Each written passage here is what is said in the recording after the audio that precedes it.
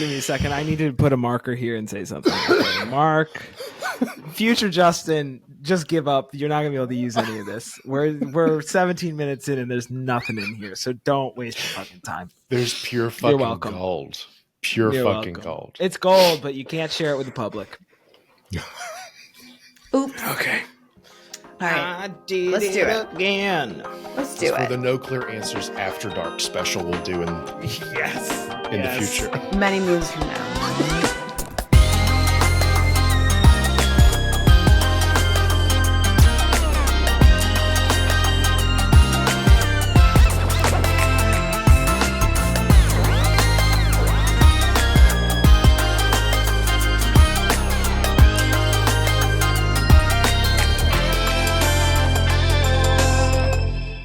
Welcome to No Clear Answers, where we explore the common challenges all humans, creators, and leaders face and break down preconceived notions of common self-help ideas.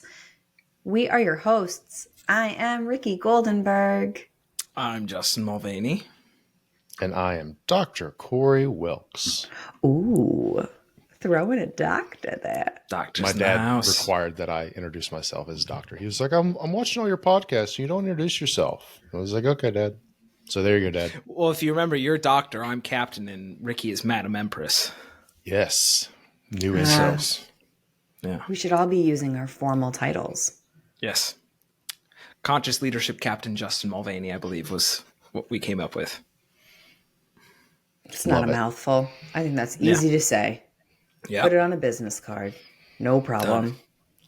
I like it. Are you ready to talk about our topic today? What is our topic, Ricky? I forgot. Oh my goodness. Way to set me up. Burnout. We're talking about burnout. We are talking about burnout because it's everywhere. I feel like that's one of the things that we've been talking about is that it's like it's permeating the internet. There's multiple books written on it. Corey wrote an article that neither of us have read. So we know that exists. And so today we're going to talk about burnout.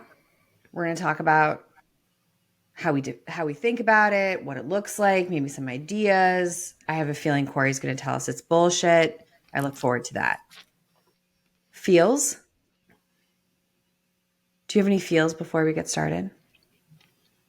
Excitement. Aw, I love that. Corey, what are your feelings right now? Burning indifference. I'm so glad you're here. Same. Thank you. And for also joining for us. me, anger, because I read that article that Corey wrote. You did? It was a while Justin. ago. I don't remember any of it. I remember cute little graphics with a battery, but I did read the article. Yeah, there were graphics. There were copious I made graphics. those graphics myself. You made them yourself? Yeah. What did you make them in? Canva. Okay. All right, It let's took talk an about burnout. exceedingly long amount of time. Let's I talk almost about burned out. burnout. Burnout. We're doing it. Question. Answer. Can we start with how you think about burnout? Yeah? Yeah, totally. Do it. Tell me how you think about burnout. I want to know. Gut reaction. Burnout. I'm not going to get technical this time. It's a pretty visceral experience in my experience and when I witness it in other people. There's a sense of lethargy. There's frequently a sense of loss of motivation.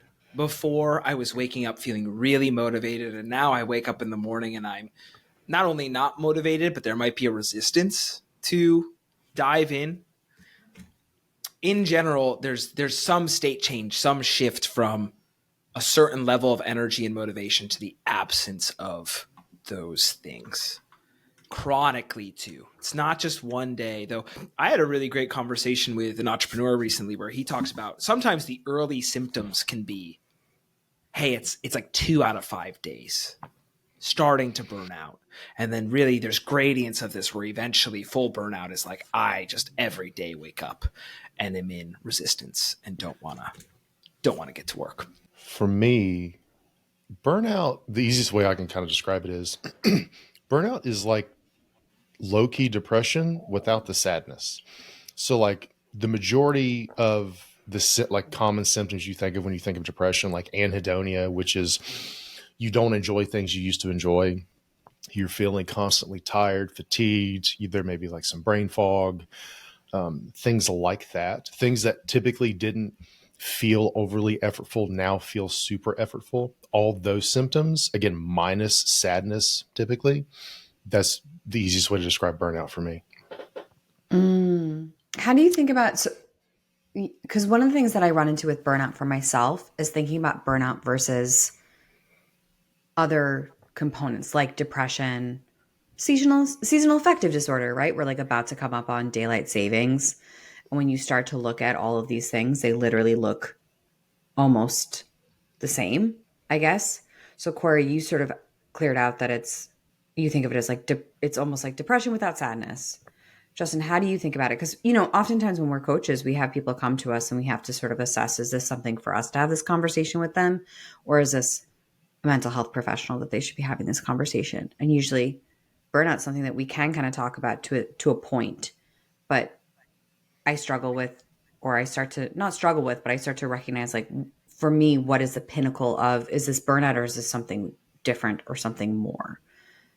So how does that show up for you guys as you're working with folks? Really interesting. This isn't something I've thought much about. It's a consideration I frequently have with clients when we first start working together, right? What place are you in, and are you more appropriate for coaching or therapy? Sometimes the answer is both. That's not always an or. And sometimes it can be either, because this is another episode, but in many ways, coaching and therapy has a pretty big Venn diagram right in the middle. They have an overlap, though at the edges they can be really different.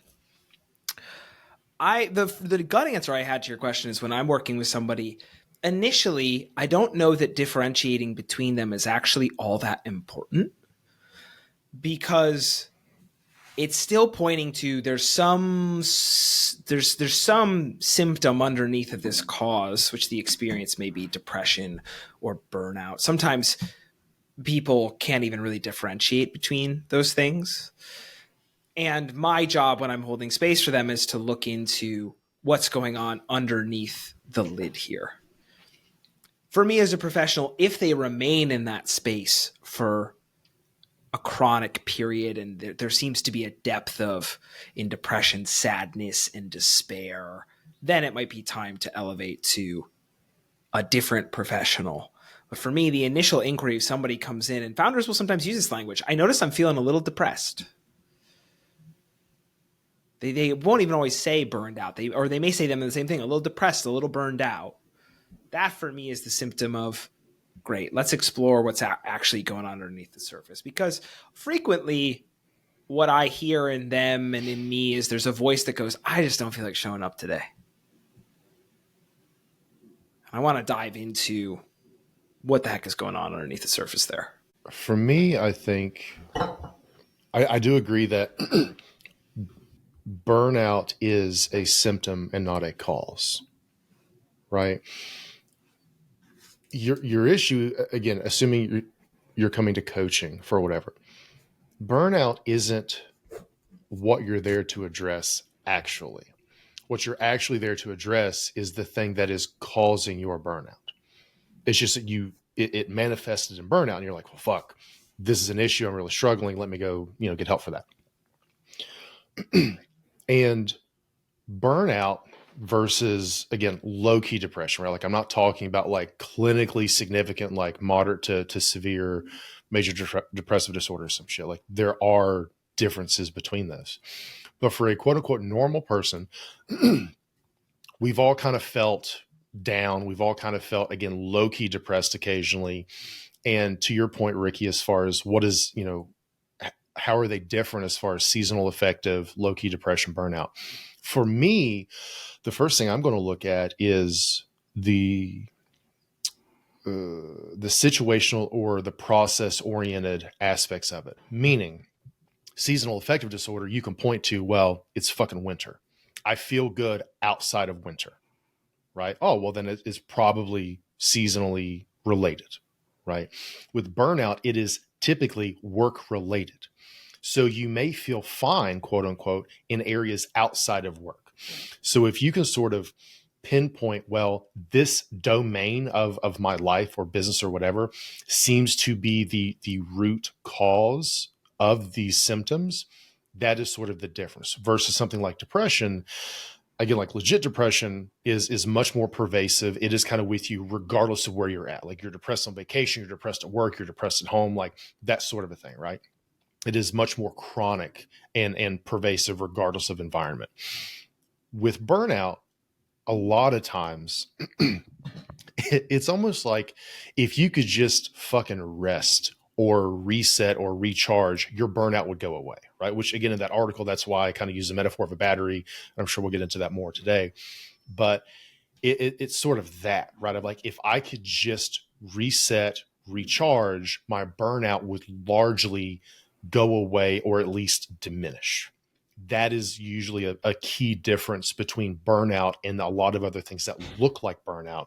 Is burnout generally is more isolated to certain domains of life and relatively easier to sort of unravel. I think there's something really interesting that you said there that I just want to say again, because it was like ding, ding, ding, ding, which was one of the major causes of burnout is usually related to work. And so if you are in a situation that home is pretty good, time with family and friends and kids are pretty good, right? Like we're still sort of like doing our thing. But when it comes to work, showing up for work, being present, being excited about work, if it's sort of tied directly to that, it's more likely that we're hanging out in the burnout space versus something that's more depressive that can be more pervasive. And I think that that's actually, I haven't heard that communicated well. And I think that's a really nice way to communicate it, because I think that's part of the reason why burnout is so hot right now, is because it's correlated with work. Whereas, and also, honestly, I think that we've just gotten better at talking about our mental health in general and started to like revamp our expectations of what place work is supposed to have in our lives and vice versa. That has started to change the narrative around the appropriateness of burnout and being able to take breaks and rests and things like that. I want to hop in Yeah. here, and the thought that I have is I agree with that from a diagnostic standpoint, which frequently we can see afterwards was the source of this was my relationship to work, and call out that my experience is in the moment, especially for people who are highly ambitious. And really what I mean by that is more identified with work, that can be very, very difficult to tell. Because one, my experience is people can push really hard and get to the point where they're very burned out and now it's seeped out to everything else. Or a lot of people are the type of people where they're always thinking about challenges at work. And so while it may be work related, they may also not feel good at home and not feel good with the kids and not feel good at their hobbies because it's getting pulled back to it. And that for me is where it can be hard to differentiate, because it can really feel like it can become more generalized and the root can be work. And therefore, maybe you can answer the question, oh yeah, I think I'd feel better if I just had 3 or 4 days off from work. But it might not feel that way. And there might have to be the way we approach it, I think, can look very similarly, but it might be hard to identify in a moment. Is this burnout or something more? I think the other thing that I particularly find difficult around burnout is that so much of the information around identifying and managing and treating is often around once you're already in it. So that's one of the things that I find really difficult about burnout, is that it's sort of like we don't have a lot of opportunities or spaces, or at least I don't feel this way. There's not a lot of opportunities and spaces to try to catch or figure out, I am shifting into a place of burnout. I can see it coming and okay, what are the controllables in my space that I can do something about? Whereas with some other types of like seasonal affective disorder, for example, right? Like as soon as the days start getting longer, okay, maybe we'll do some light therapy. Maybe I'll spend more time outdoors during sunlight. And even if in a depressive state, oftentimes if you've been in one previously, there are specific triggers that you start to recognize and can catch. Not always, but especially if you're working with like a professional. Whereas with burnout, because I think it looks unique, I, and this is maybe a question for all of us. I think that's like the really tricky thing about burnout is that 9 times out of 10, we're talking about it after we've already been in it and trying to come out of it. It's very rare that we're talking about and figuring out how to catch it before it happens and protect ourselves and take care of ourselves. We're usually getting caught up in the motivation of being a high achiever. And or when we're in it, it's really hard to recognize. So it's, to me, like, I think one of the things and complexities around burnout is the fact that we have a hard time catching it before or even during. It's really usually when you're like, I'm kind of, like Corey, what you're saying, oh, maybe you need some rest. I feel like one of the fastest ways that one of my clients can figure out that they're burnt out is if they take off 4 days and they're sick for the 4 days. I'm like, yeah, boo-boo. Like, you fucking tired. And that's your body saying, I'm done. But you can't catch it until after. Corey, I feel like you're going to disagree with me and I want to hear it. No, not intentionally. To clarify, I think that one of the things with burnout is you feel that if you took 4 days off, you would be able to reset. I do not believe that will happen, right? Like, that's what I'm like, 4 days isn't going to fix your fucking burnout, right? Like, getting a fucking mani-pedi, going to the spa, all the bullshit, like, that is the aspect of that I would call bullshit on burnout. Is like the majority of things that people think will quote unquote cure burnout are bullshit. A fucking pizza party at work isn't going to cure your burnout. Again, going to the fucking day spa isn't going to cure your burnout, right? Because you're not dealing with what is actually causing or leading to the burnout, right? And obviously there are levels of severity of burnout, right? And I think, Ricky, that's sort of part of the conversation we're moving into is like, how do you identify burnout, or how do you preemptively identify what could lead to burnout into the future and to what degree, right? One thing that before Corey, we can get I just yeah, hop in really quick with something? This is why I think burnout is so tricky and something that is so hot, is because I would actually say with some of the people I work with, it's the opposite. They're convinced, let's talk about founders. They're convinced, I feel this way because I have so much that I need to do. And taking 4 days away is just going to cause the pile to build up and make me feel worse. And actually for them, the shift is, no, take a week away and realize you are so burned out that you can't even differentiate anymore between what needs to be done and what does not need to be done. And you actually need to get away so that you can reset and see things clearly again. And then also, by the way, after that process, we need to come back and address the things that caused you to get burned out in the first place. But for them, there actually is a sense of, yeah, go to the day spa for a couple days and just see what happens when you step away. And so I think it's so tricky because there's so many pathways to burnout and there's so many ways it shows up and so many ways that we can get out of it, that it's tricky. It's slippery for me. It's very slippery. I think that's why it's so pervasive, because it looks different for different people, the way we recognize that we're in it, and also the impacts. Like I calling out Jennifer Moss. She focuses specifically on burnout. She has a book about burnout. Her whole book is really around burnout. Isn't like burnout often has to do with work, similar to what you were saying, Corey. And so the 6 main causes of burnout, they're all around work components, like things that are happening at work and how they're impacting you. And so, but that's 6 causes. So you could get burnt out several times in your career for different reasons between them. Great point. Then I think that, just to your point, and I know toward the end we'll get into like, how do you deal with burnout? But I think I will ask that question, I promise. Yeah, that's to say, I figured we would. But just kidding. We're just going to talk about burnout for the entire time, and then we're going to be like, good luck out there. The thing I think that does, to your point, Justin, make this trickier is when your work is your life and your life is your work, right? Which is more common with like founders and creators, for example, right? And some people who are like married to their job with like upper level professionals and things, right? Like some people, they live for their job, right? When the identity is contained, when the identity is tied. Exactly. When they are the same thing. I am Ricky, I'm a founder.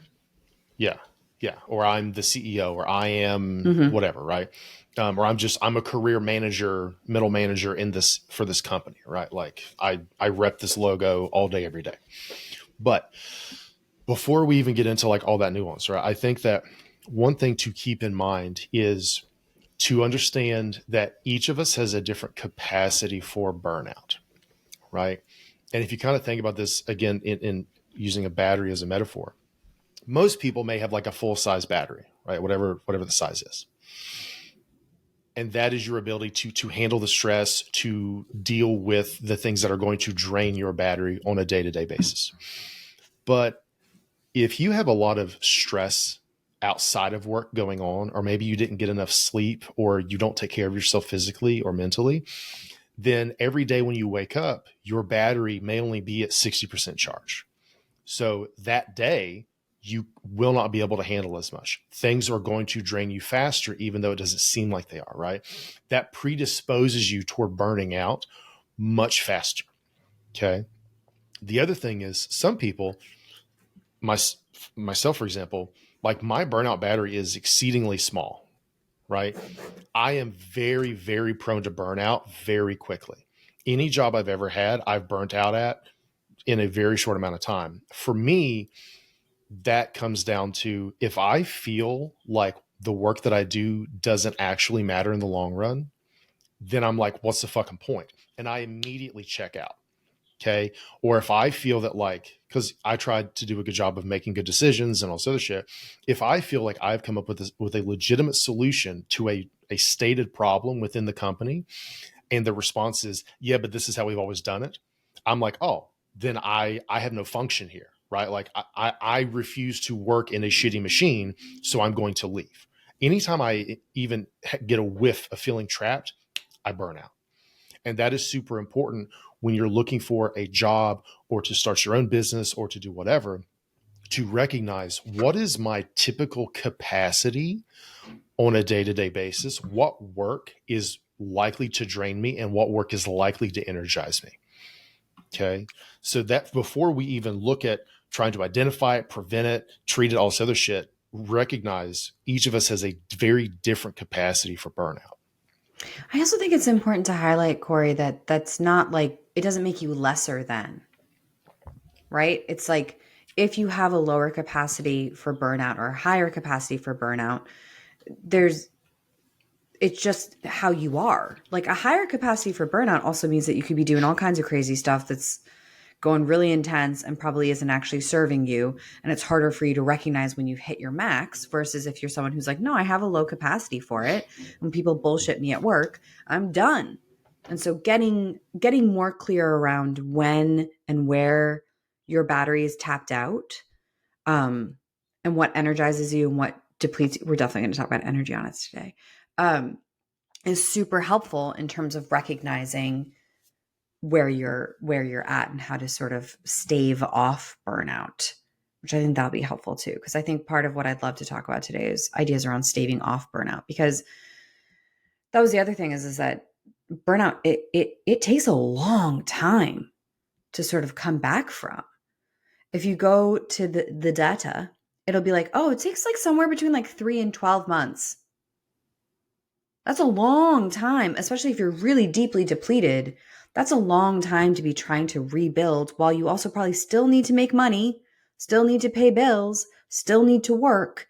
And so the other thing that's really difficult about this, right, is that burnout, if the thing that causes it for most of us is work, which is our livelihood and our financial income, and we can't necessarily make a job change right this second because we're already too burnt out to even be interviewing. It's this terrible little, nasty little cycle. And I think it almost like keeps you, has a little Stockholm syndrome in it, because it kind of keeps you in the place that is making it bad.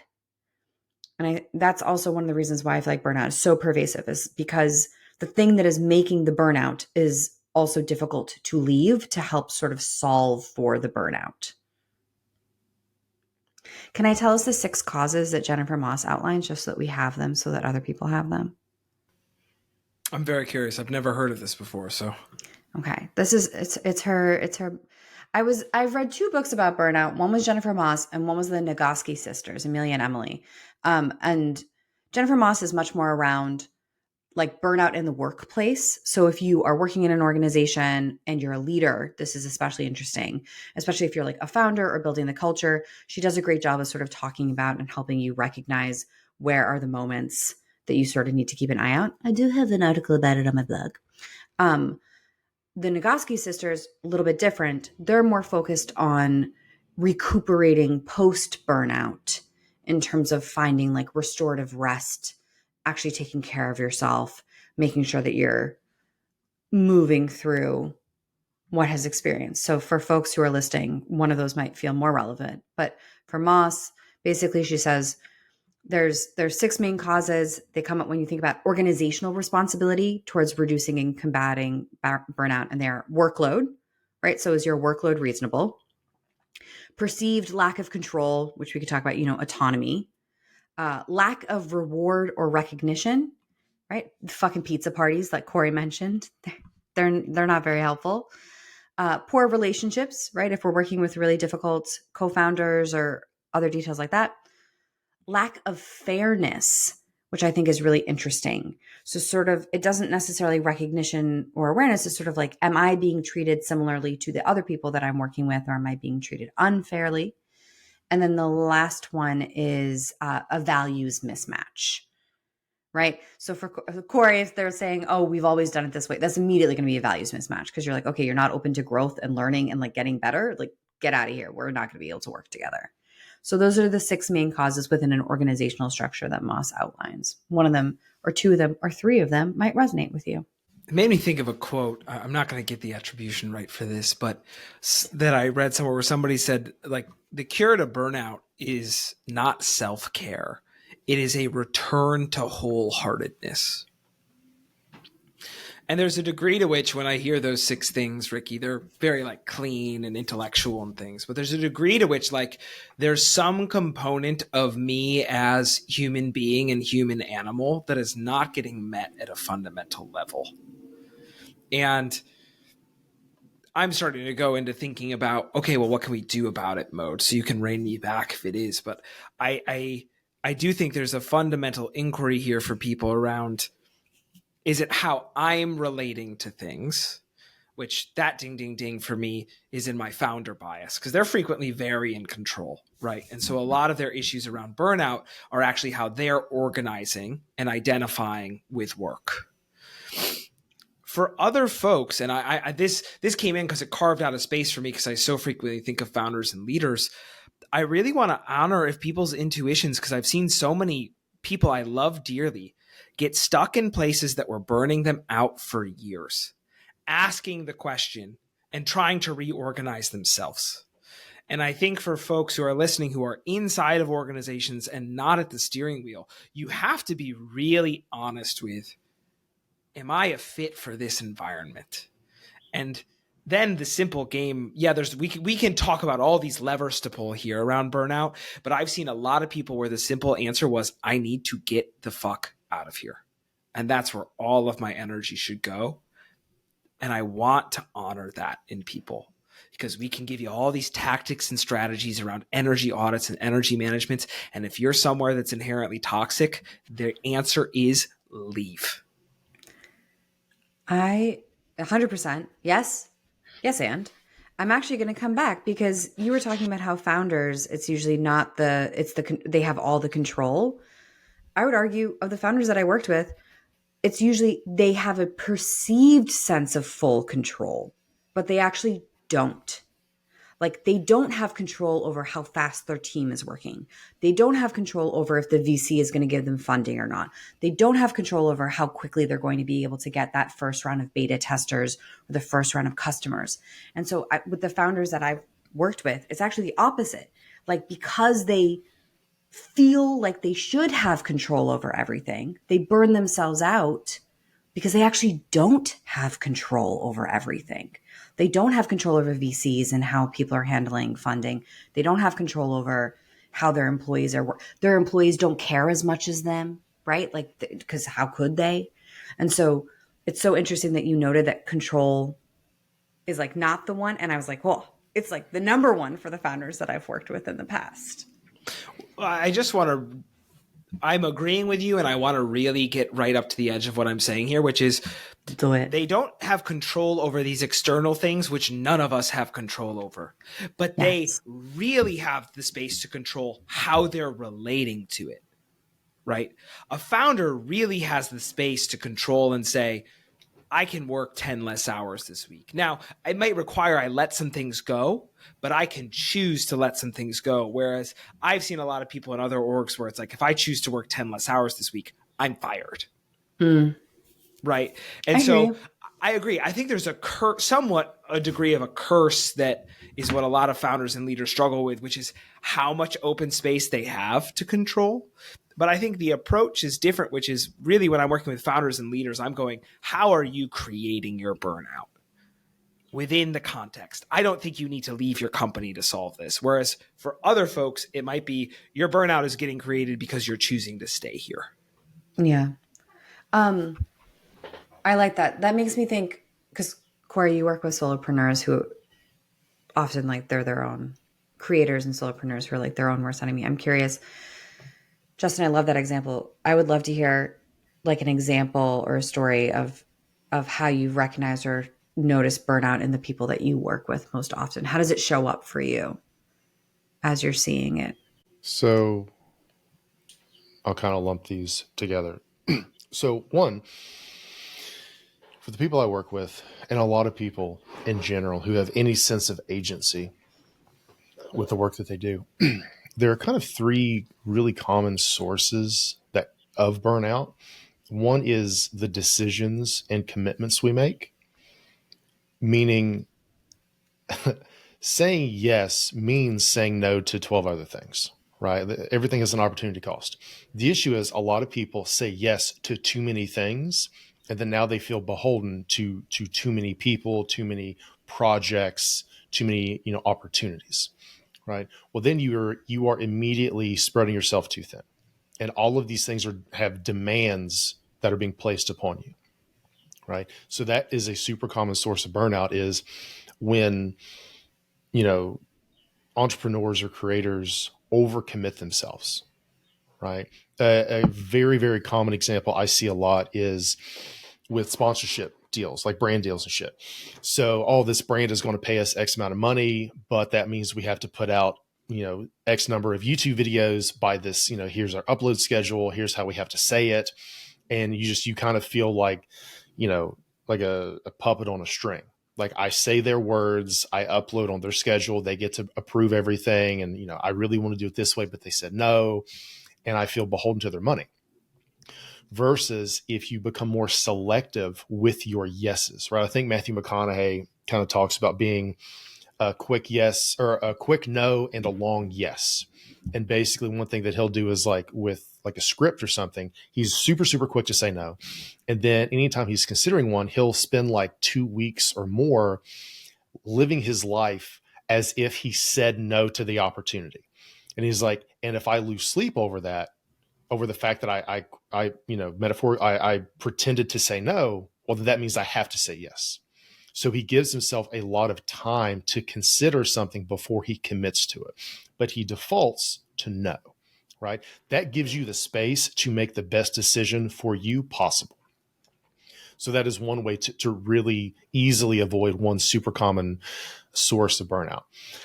Another one is our thoughts, right? Just like our own psychology can lead to burnout for so many people, right? So a super common one is letting your net worth dictate your self-worth, right? So many people, they're like, well, as my followers go up, that's validating. As long as my revenue keeps going up, that means I'm doing well, I'm successful, I'm good enough as a person, whatever, right? I have value to give to the world. And some of that is relevant, right? Like revenue does mean you can pay the fucking bills and shit.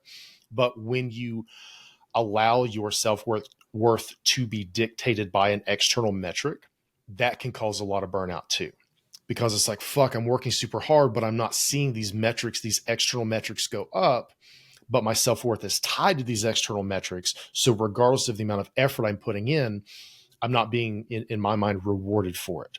And that can cause burnout, right? Or if you're constantly comparing yourself to others around you, well, so-and-so, they made this much, or they built this company, or they have this many followers or some shit like that. Your psychology itself, your thoughts are a source of your own burnout, right? And then the third one, which is super, super common, is tasks, right?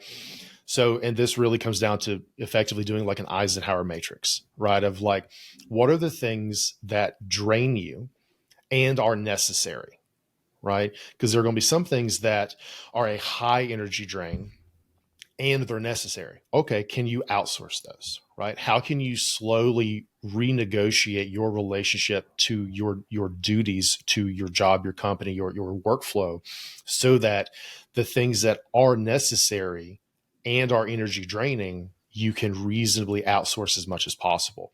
Because it is much easier to remove the things that are draining you than to constantly have to recharge. Like that's just full on, right? Like even if you think like with your like a battery or your phone, you're way better off to leave all of the apps and shit that are draining your phone's battery life, rather than constantly having to plug it in 3-4 times a day, right? It's a shift as simple as that.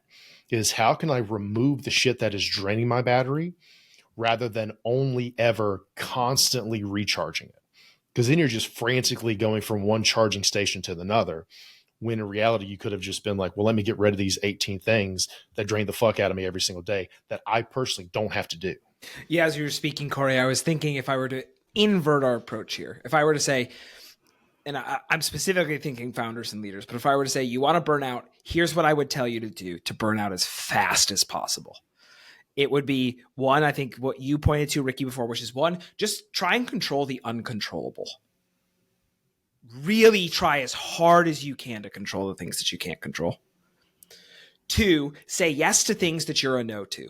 Say yes to as many things that when you actually check in, it's a no.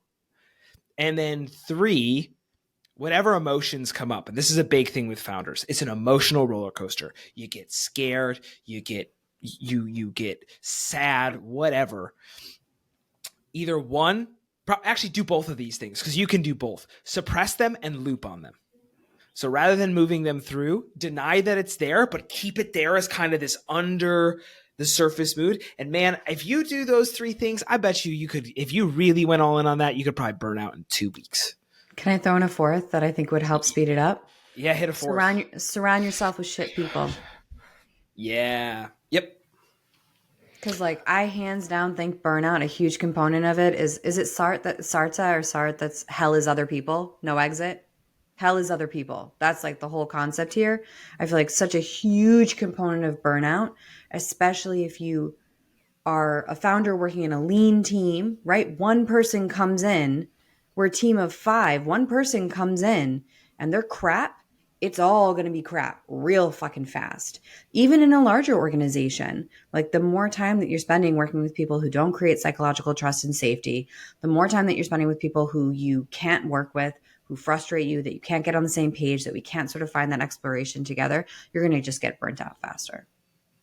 Yep. That, and like for creators, like you can, if you want to burn out, you can either try to be a one-person media company, which is super common. You try to be on all the platforms and do all the things yourself, or you do the opposite and you outsource everything that you enjoy so that you actually no longer do any of the shit you enjoy, right? That's the other, like, people go to they overcorrect.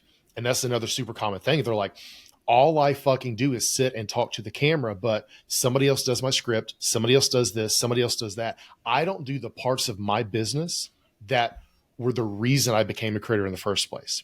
So I just feel like a cog in the very fucking machine that I helped build and optimize. That's a super common thing. I think it's also, that one is similar to burnout within a corporate structure, like a corporate setting, organizational structure. I also think that's one of the hard things about burnout here too, because sometimes the Eisenhower matrix, sometimes we actually don't know what are the things that are important to us. We kind of need to play it out a little bit, right? So you might say, oh, I hate editing, right? And then you take editing off your plate and you're like, ooh, I thought we don't always know until we sort of take the action around it too. And I think that's important as well, is that sometimes there's also, for example, in my business, there's a couple like administrative tasks that I do that I could definitely hands down outsource. But I actually enjoy having like one day out of the month, which is usually what I do it. I do it on one day out of the month. I cancel all my meetings. I watch crappy television while I do it. I fucking love that day.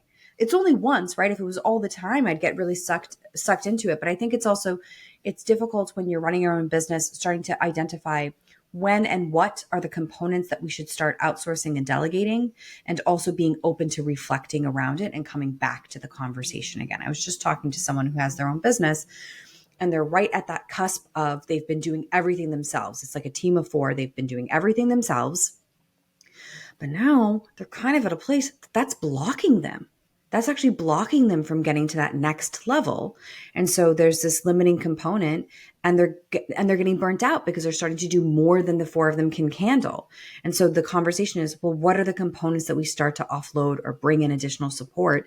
That's a really difficult thing to assess, because it also, great book, E-Myth Revisited, around this topic. It's really hard to figure out what are the components that you should bring support in on, and what are the components that you should control. Well, the another issue that, again, a lot of creators, and I would assume less of an issue with the people Justin works with, but a lot of creators, they're like, oh, I need to scale. Scaling is what I'm supposed to do, right? Because I become a bottleneck, or we've hit a bottleneck. Well, what ends up happening is like, oh, I'm going to play business and I'm going to scale. I'm going to hire a bunch of people. And then what ends up happening is they go from a maker to a manager, right? The whole Kevin Kelly thing. They go from, I spend most of my day creating, to now I spend most of my day managing other fucking people.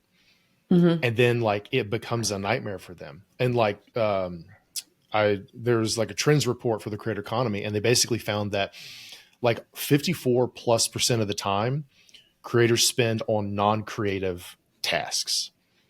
So you are a creator, yet you spend the majority of your time not creating. You spend it managing or doing other things. If you hit the point of scale, which is another reason so many creators burn out. Like, oh, well, you're making all this money, you have all these successes. They're like, yeah, but I'm ready to fucking quit, because all I do is manage and go from meeting to meeting. I don't actually create anymore. I just manage.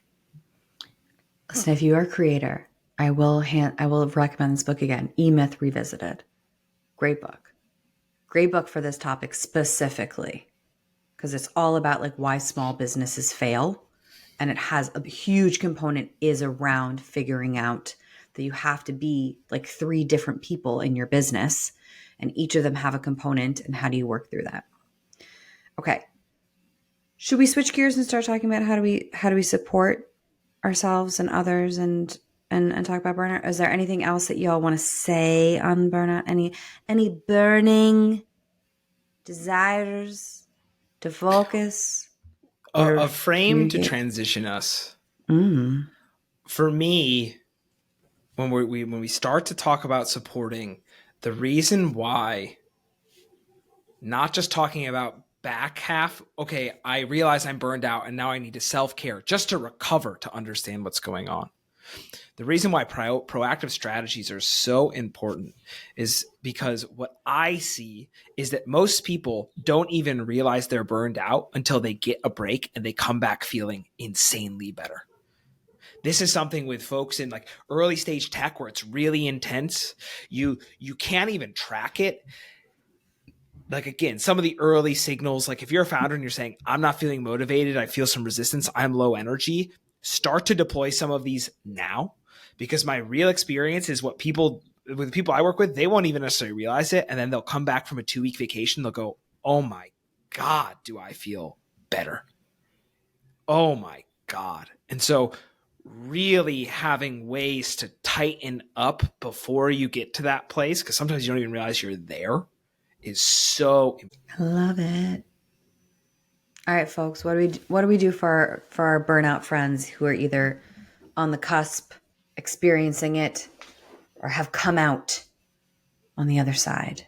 I think a really simple way to look at it is, before you can recharge, you have to disconnect. Right? Again, just thinking about like battery of your phone, like if it's plugged into something that is constantly draining it, trying to charge it, you're just breaking even at best.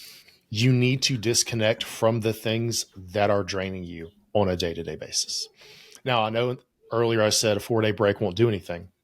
In and of itself, it won't, right? Like, I'm not saying take a vacation and just go sit fucking Mai Tais or something. Like, that may be fine, but then you're just going to go right back into the very thing that the environment that was causing your burnout.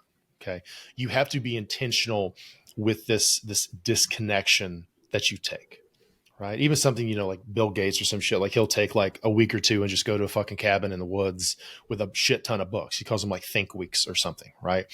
Most thought leaders or just leaders throughout history have done some sort of deep contemplation exercise on a somewhat regular basis. Okay. Because they understand the importance of cultivating stillness and contemplation and reflection. Okay. So as best as you can within your circumstances, finding a way to disconnect, preferably a couple days. But honestly, if you're super, super strapped, just carving out some time within every day. So for example, one of my friends, Danny Miranda, he's got a podcast too. Danny is very public about how he meditates for like an hour every fucking day to like start his day. Right. Danny's like superhuman in a lot of ways. I fucking love Danny, but he starts off his day with meditation. And what meditation typically is disconnection from all the stress and bullshit of your immediate environment and carving out space for contemplation and reflection. Okay. Now that you have that buffer, that space between you and all the bullshit, now you can sit here and start to reflect, right? Like something as simple as if you were to redesign your current environment, your current workflows, what would that look like from scratch, right? Giving yourself that time to see things more neutrally and from a higher vantage point, right? What are the things that are getting in your way? How are you potentially overcomplicating things or thinking too small? How are you potentially being a control freak? In what ways is reality not meeting your expectations because your expectations exceed reality's parameters, right? Many of us have unrealistic expectations. And then when reality doesn't meet them, we feel helpless. We feel frustrated. We feel like, well, if I just put in more effort, then I can bend reality to my will. So then you put in more effort and reality doesn't give a fuck about your will or your ideas or your goals. Right? So how can you recalibrate your expectations to better meet reality? Right? Where are you potentially unaligned in your life and business? There's a bunch of questions like this, basically like journaling prompts that you can add in to your reflection time as you are disconnected. Right? And then once you have disconnected and reflected, the next piece for me is to then recharge. Right? Is to say, okay, you've given yourself space, you've thought about it, you now have clarity. Now, what are things you can do that give you energy? Right? So like maybe journaling energizes you because you love that as just a reflection practice. Maybe reading, fiction, nonfiction, doesn't matter. Maybe that gives you a little boost of energy. Catching up with friends, exercising, doing other things, right? This is at the end for a reason. Most people just go to here. Right? Most people, they just read a book or they just go lift or they just go do something else. And that is fine temporarily. But if you don't back that up with that disconnection and contemplation, you will not get nearly as much out of these actual recharge sessions you're doing. Because many activities are going to drain your battery. And it's super important to be aware of those, but it is equally important to be aware of the activities that recharge your battery as well, so that you can introduce them, incorporate them more into your day-to-day schedule. Because more than likely, if you're burnt out, you're not doing the shit that recharges you. I like that. I'm going to assume that the primary conversation, similar to what Corey said, is how do we actually make the systemic changes that we need to mitigate and prevent burnout, and not what do we do when we're burned out? Because I think Corey just said it beautifully. And I think most people have an intuitive sense of this. Disconnect, recharge. The missing piece is what I do before it's happening, when I sense it's happening, or after it's happening to mitigate it. I'll give one kind of internal exploration and one general thing. I'll start with the general thing. Similar to what Corey says, I generally speaking think that we as a culture don't build in enough time for rest and recharging. So one stance that I offer is just assume you have a bias for draining the battery and you under allocate to actually recharging the battery, and just look at how you can structurally build in more recharging activities. And I had somebody offer me this dichotomy for the first time ever where they actually differentiated between rest and recharging, which is really beautiful. Like for Corey, I think this is the difference between disconnect and recharging. Really get clear on you. What are the things that are just, I'm off, right? Mm-hmm. I'm not actively draining the battery. And for a lot of people, you're going to have things that you do this every day that you told yourself they're restorative, but they're not. Like TV, video games. When we disconnect in these ways, but they're not actually refilling the battery.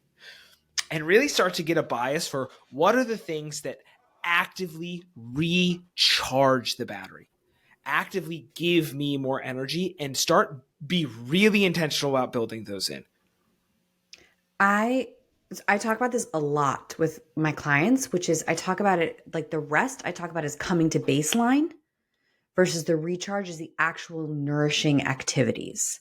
And so if, as Justin was talking, you're like, all of my rest looks like scrolling on my phone, watching crappy television, being horizontal, that's actually a note to yourself that you're probably on the cusp of burnout. Because you're basically unable to activate the types of rest that actually support you, recharge you, help you gain energy. It's a quick nod. If the thing that you're filling your quiet time with is the stuff that's totally mindless, totally like leveling yourself out, that's actually a really strong indicator that something is off.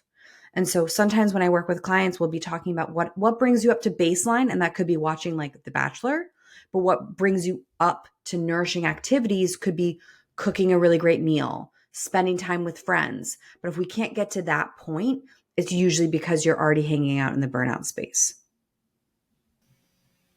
And Corey made a very dirty joke out of what I was saying that I think you should all know, that he can't handle me saying horizontal. Being horizontal is a good mood elevator. Okay, Corey. Okay, keep it together. Just saying. That can help you recharge. Justin, I cut you off. Was there something else that you wanted to share? Yeah, I wasn't done. Let's get back on the tracks before I got to edit out parts of this episode. Checks out. Sounds about right. We've talked about energy audits before, so I'm not going to talk about energy audits because I also want to offer a different tool, which is I'll offer kind of a radically different frame that I kind of pointed to before, which let's assume burnout, the root cause is a betrayal of the self or a flight away from the wants and needs that I know that I have here. Just experiment with that frame for a second. Then the actual exercise there is, let's take an audit. This is a little different than an energy audit of all the things that I'm operating that I don't feel fully aligned with. I don't feel like I'm an absolute whole body yes to. And I'm going to stretch it to that extreme because that's going to surface all the ways. Because sometimes there's a big thing. Sometimes it really is, my job is toxic and I need to leave my job. But it can also be death by 1,000 paper cuts. And so in that case, what I have folks tune into is, first of all, let's identify what full alignment in a whole body yes actually feels like to you. And if you want to do that now, it's really easy. Close your eyes. And what's the first thing that comes to mind to you for, I was a hell yes to that. I was fully aligned. It was heck yeah. That's it. I want that. I'm a yes to that. Could be what you had for dinner at a restaurant last weekend. Could be something much bigger. It could be asking your partner out. It could be any number of things. But really feel into what that feels like. And then you can start with work, but also go to your personal life and list down everything that's not that for you. Every single thing. Might be a long list. Might be a lot of misalignments. But go through and do that and then notice, okay, Where can you feel the energy sapping? Where can you feel it coming out? And on those things, how can you start to get into action?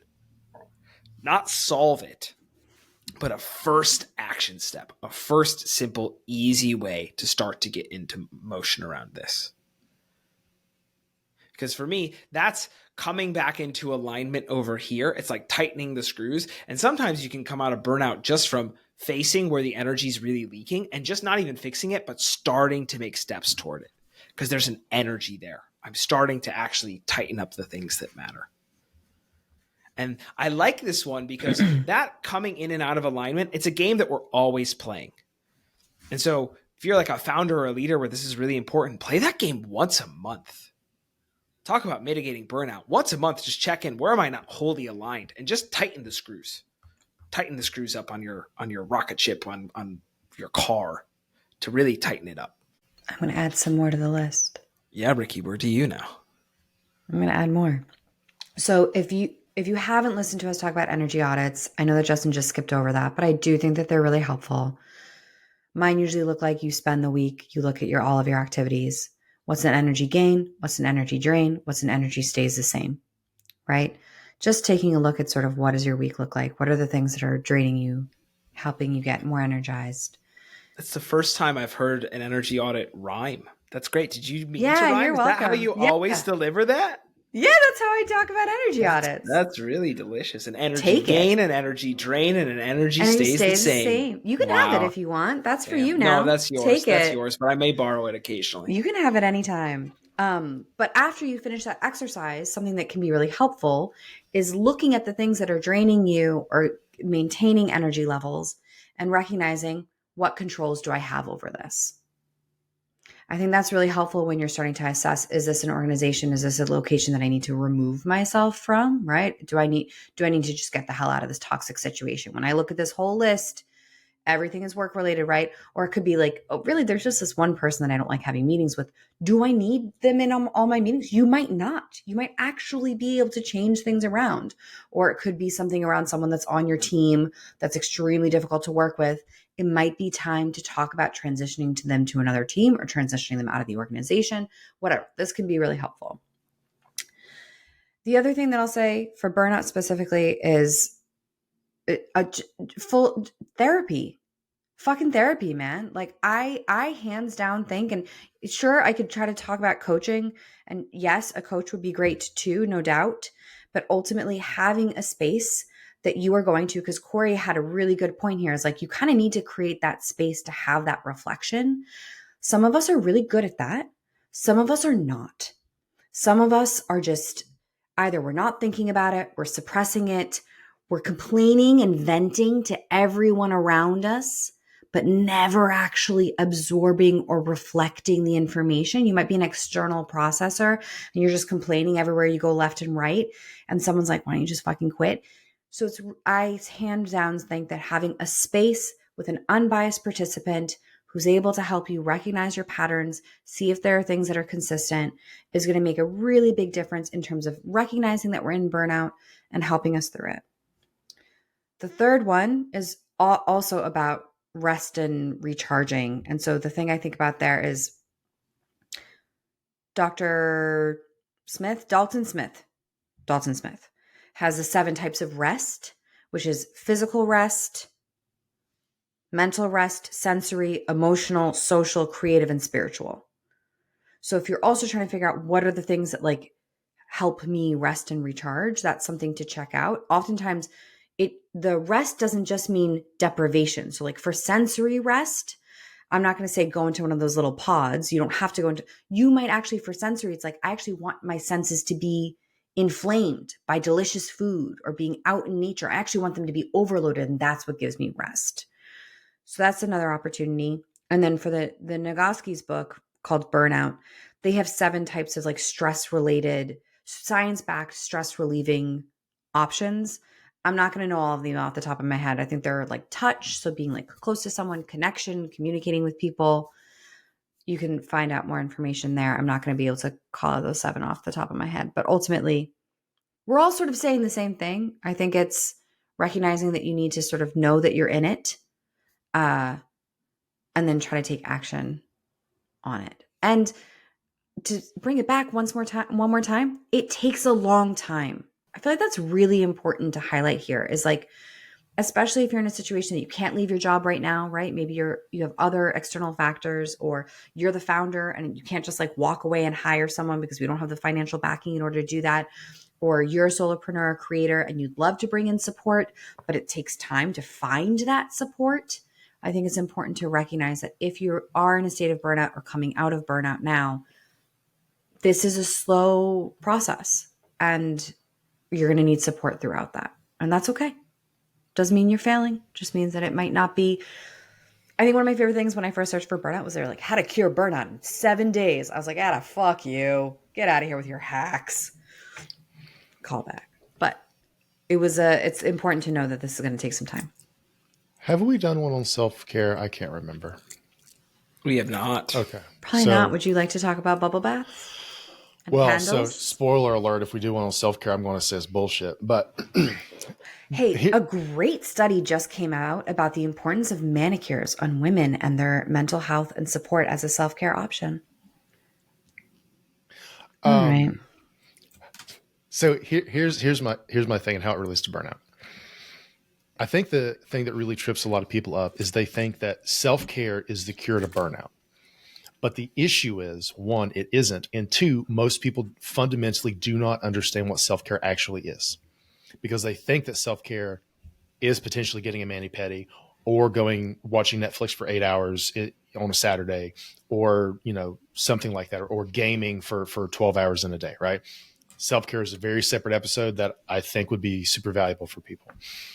But that is a thing that I think is a huge reason why burnout continues to be such an issue, is that not only is burnout itself, like, does it continue to be an issue in that it continues to affect more and more people, but also the people who it has already affected do not have adequate tools to deal with it, because many of them think, oh, I just need to do more self-care. And then it becomes a blame game. Right? Your fucking work tells you, hey, we gave you a pizza party. You should be not burnt out anymore. You need to do more self-care. We're not going to give you time at work to do self-care. Right? Or if you are a founder and your life 24/7 is your fucking company, right? And your notifications are always on, you're always answering emails, you're never off work because you can't clock out. Right? So even when you're having dinner with your family, you get an email notification and you check it, or there's another fire you got to put out because your team, some shit happened, right? Or with creators, everything's content. You're always checking your notifications to reply to that big account or to be on all the platforms, right? And then you think, oh, I'm just not doing enough self-care. That is why I'm burnt out. It is my fault that I am burnt out.